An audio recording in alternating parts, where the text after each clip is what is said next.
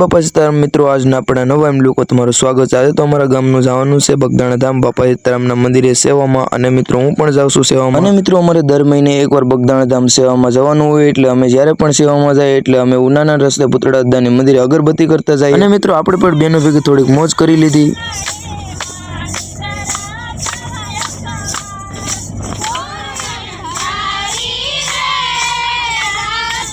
પછી અમે હોટલે નાસ્તો કરવા પૂગી ગયા, એટલે મિત્રો આપણે પૂગી ગયા બગદાણા ધામ બાપા સીતારામના મંદિરે। પછી અમે બોલેરો પણ મૂકવા આવી ગયા, અને જુઓ હું અને અમારા ગામનું સેવક મંડળ પણ બાપા સીતારામના દર્શન કરવા નીકળી ગયા, અને હું પણ દર્શન કરવા નીકળી ગયો। અને મિત્રો આપણે પૂગી ગયા છે બગદાણા ધામ બાપા સીતારામના મંદિરે। હાલમાં પણ હજી પણ ડેકોરેશન છે ગુરુ પૂર્ણિમાનું, અને આ બાપા સીતારામનું મંદિર છે। અને આપણે આવી ગયા બાપાના દર્શન કરવા, અને તમે પણ બાપાના દર્શન કરી લો, અને કોમેન્ટમાં જય બાપા સીતારામ લખવાનું ભૂલતા નહીં। અને આપણે બાપાના દર્શન કરીને આવી ગયા ચા પીવા, અને આ છોકરાએ આપણને ચા પણ દઈ દીધી।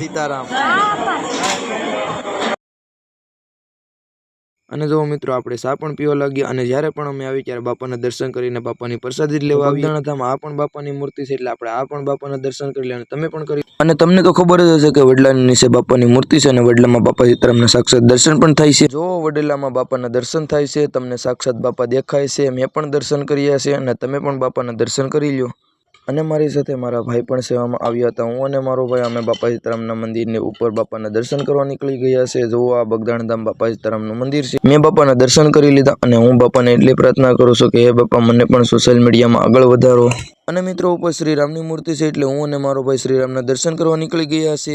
જુઓ આ શ્રીરામની મૂર્તિ છે, બોલો જય શ્રીરામ કોમેન્ટમાં લખવાનું ભૂલતા નહીં। આ હનુમાનદાની મૂર્તિ છે। હું અને મારો ભાઈ શ્રીરામના દર્શન કરીને બહાર નીકળી ગયા છે। જો આ બગદાણા ધામનો નજારો। પછી હું અને મારો ભાઈ નીકળી ગયા બગડેશ્વર દાદાના દર્શન કરવા। ફાઇનલી મિત્રો અમે પૂગી ગયા છે બગડેશ્વર દાદાના દર્શન કરો, અને આ બગડેશ્વર દાદાનો ગેટ છે। ફાઇનલી મિત્રો આપણે બગડેશ્વર દાદાની અંદર આવી ગયા, અને આ બગડેશ્વર દાદાના ગેટની અંદર એક મૂર્તિ પણ છે, તમે જોઈ પણ હશે મિત્રો। જો મિત્રો અહીંયા પણ એક બાપાની મૂર્તિ છે। મેં અને મારા ભાઈએ પણ દર્શન કરી લીધા બાપાના। પછી હું અને મારો ભાઈ બાપાના દર્શન કરીને નીકળી ગયા। જુઓ મિત્રો આ બગડેશ્વર દાદાની મૂર્તિ છે મિત્રો, અને અહીંયા શંકર દાદાનું મંદિર છે। અમે પણ ભોલેનાથના દર્શન કરી લીધા છે। જુઓ અહીંયા ઘણી બધી બાપા સીતારામની છબી છે, અને ઘણી બધી બગડેશ્વર દાદાની છબી છે, મેં દર્શન કરી લીધા છે। અને એની છે ભોલેનાથની મૂર્તિ છે, બોલો હર હર મહાદેવ। અને ભોલેનાથની મૂર્તિ પાસે કહેવામાં આવે છે કે અહીંયા ત્રણેય કાચબા ખૂણે રહી છે। તો ફાઇનલી આપણે બગડેશ્વર દાદાના દર્શન કરી લીધા। જો બગડેશ્વર દાદાની આ મૂર્તિ છે, અહીંયા નદી પણ ચાલે છે, અને મારા ગામનું તો મંડળ અહીંયા ખરીદી કરવા મળ્યું છે। પછી મિત્રો બાપાની આરતીનો ટાઈમ થઈ ગયો, એટલે આપણે આરતીમાં આવી ગયા છે।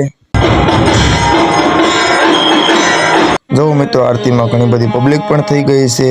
જો મિત્રો તમે એકવાર બગદાણા આવો એટલે તમે લાખોની સંખ્યા પણ જોઈ શકો છો। અહીંયા બગદાણા ધામ તમને અહીંયા બાપા તમને ખાલી હાથે ન જવા દે, બહુ આશીર્વાદ પણ આપે છે। બાપાને બધા માને પણ છે। જો મિત્રો આપણે બાપા પછી મિત્રો આપણે બાપાની આરતીમાંથી બાપા સીતારામની પ્રસાદી લેવા નીકળી ગયા છે। બાપા સીતારામની પ્રસાદી લેવા માટે ઘણી બધી સંખ્યા પણ છે, અને આપણે પણ બેસી ગયા છે। જો મિત્રો અહીંયા ઘણી બધી પબ્લિક પણ છે બાપાની પ્રસાદી લેવા માટે।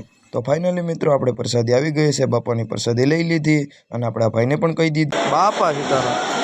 અને મિત્રો તમે પણ બગદાણા ધામ આવો તો તમને લાખોની સંખ્યા જોવા મળશે, અને અહીંયા કહેવામાં આવે છે કે બાપાના આશીર્વાદ ત્યાં કંઈ ખૂટતું જ નથી। ક્યાંથી વાહનો આવે છે, અને ક્યાંથી ટ્રક આવે છે, મોઢે ને મોઢે ટ્રકમાં બધી અનાજ બનાજ બધું ગમે બાપાના આશીર્વાદથી બધું અહીંયા ઠલવાઈ જાય। આપણે બાપાની પ્રસાદી લઈને નીકળી ગયા થાળી મૂકવા, થાળી મૂકીને આવી ગયા પાણી પીવા, અને મિત્રો આપણે પાણી પી લીધું। અને મિત્રો આપણો રાતનો સમય થઈ ગયો સુવાનો, એટલે આપણે સુવાને જો મિત્રો બગદાણા ધામ આવે એટલે અહીંયા જ આપણે સુવાનું હોય છે। ફાઇનલી મિત્રો આપણે પથારી કરી નાખીએ છીએ, હવે આપણે સુઈ જઈએ છીએ। અને મિત્રો તમને કહી દઉં કે અમારે સવારનો ટાઈમ છે સેવાનો, એટલે અમે સવારમાં ઉઠીને બાપાના ધામમાં સેવામાં જવાનું છે। Good night. અને મિત્રો અમે ઉઠીને હાથ પગ ધોઈને નીકળી ગયા સેવામાં, અને મિત્રો આપણે પહેલી સેવા કરી નાખી થાળીને હું નીકળી ગયો છું થાળી ગોતવા, કેમ કે બધી થાળી એક ઠેકાણે ભેગી કરવાની છે, એટલે આપણે થાળી ગોતવા નીકળી ગયા છે। ફાઇનલી મિત્રો આપણે બધી થાળી ભેગી કરી નાખી છે, અને જો આપણે હાથમાં થાળી લઈ લીધી, અને જો મિત્રો અહીંયા ઘણા બધા વાટકા થાળી બધું પણ છે। પછી મારા ભાઈને મોકલી દીધો લાડવા ભરવાનું સ્ટેન્ડ લેવા।